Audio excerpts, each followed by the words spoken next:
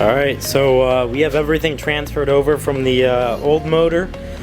The jackass took his fuel injectors, so I had to take out the fuel rail. Kind of a pain in the ass. It's alright, not too bad.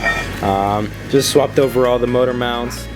And then you can see the new clutch that I have. It's a XTD eBay special stage 3.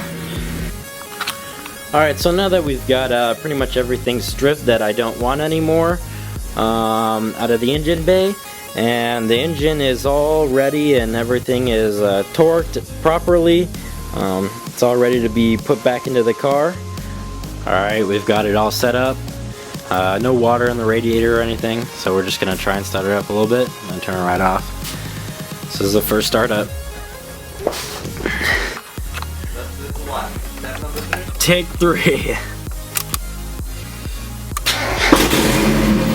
Nice. Oh. So here it is, guys. We just got back from doing a little test drive. You know, drives great.